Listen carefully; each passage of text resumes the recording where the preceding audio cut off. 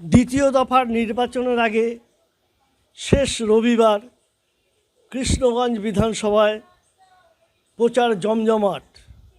কৃষ্ণগঞ্জ বিধানসভার তৃণমূল কংগ্রেসের প্রার্থী সমীর কুমার পোদ্দারের হয়ে অভিনেত্রী শ্রাবন্তী চ্যাটার্জির রোড শো ছিল জমজমাট। বহু কর্মী সমর্থক থেকে শুরু করে সাধারণ মানুষের ভিড় ছিল চোখে পড়ার মতো। কৃষ্ণগঞ্জ বিধানসভার প্রার্থী সমীর কুমার পোদ্দার বলেন, কৃষ্ণগঞ্জ বিধানসভা তো বটেই, সারা বাংলায় মুখ্যমন্ত্রী মমতা বন্দ্যোপাধ্যায় আবার সরকার গড়ছেন বিপুল সংখ্যা গরিষ্ঠতা নিয়ে।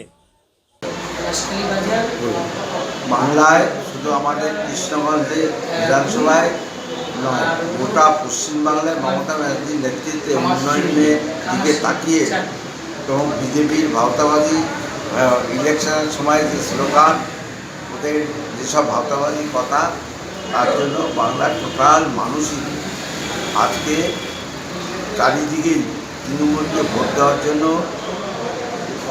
উৎসবের মেজাজে ভোটদানের রায় দিয়েছে। গত 23 তারিখ, আবার 29 তারিখ দেবে।